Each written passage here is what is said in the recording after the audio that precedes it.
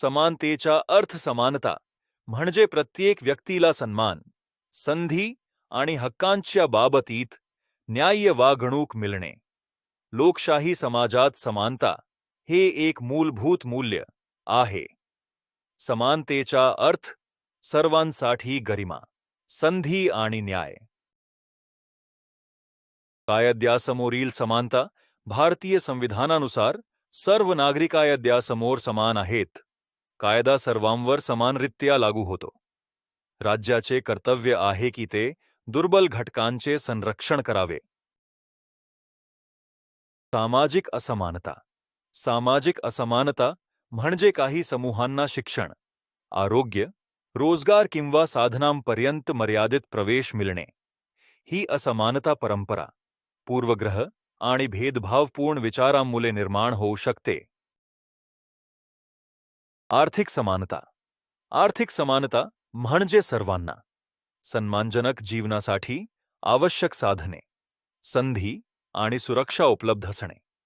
आर्थिक विषमता जेव्हा अत्यधिक असते तेव्हा समाजात असंतोष आणि अन्याय वाढू शकतो. शिक्षण आणि समान संधी. शिक्षण हे समानता स्थापन करण्याचे सर्वात प्रभावी माध्यम आहे. जेव्हा मुलांना चांगली शिक्षण आणि शिकण्याच्या समान संधी मिळतात तेव्हा ते आपल्या क्षमतेनुसार प्रगती करू शकतात.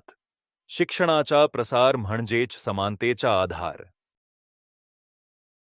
महिलांसाठी समान हक्क. महिला आणि पुरुषांना समान सन्मान, हक्क आणि संधी मिळाले पाहिजेत. शिक्षणाचा समान हक्क, सुरक्षित कार्यस्थल आणि निर्णय प्रक्रियेतील सहभाग आवश्यक आहे.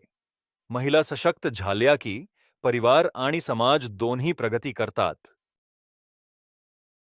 लोकशाही आणि समानता. लोकशाही म्हणजे केवळ मतदानापुरती मर्यादित नाही. प्रत्येक नागरिकाचा आवाज ऐकला जावा आणि त्याला सहभागाची संधी मिळावी, हेच समानतेचे सार आहे.